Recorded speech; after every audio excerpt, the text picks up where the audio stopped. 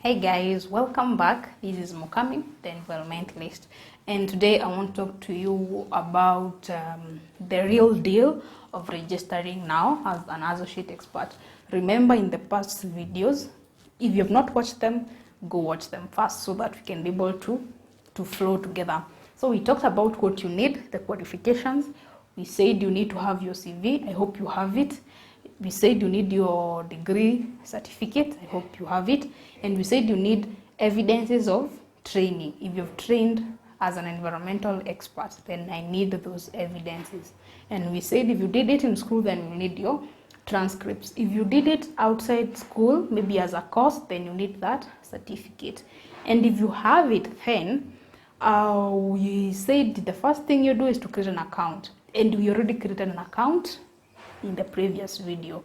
Again, if you have not watched that, then you need to go and watch and see how to create an account. Then after now you have your account approved. By the way, ours is approved, the one we created together yesterday. I'll show you how it looks like, all the email we received telling us that our account has been approved. And it is the account we are going to use now to register for these certificates, okay?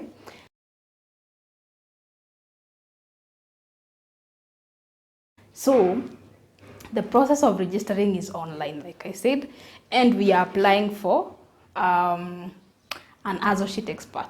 But there are some experts who are called lead expert. That is why I'm insisting on associate expert, because we're not talking about lead experts.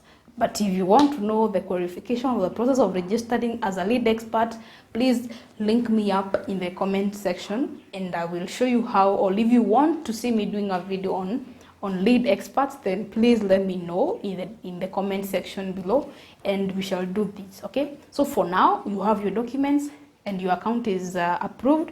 Then let's get into the how to do it, okay? Yeah.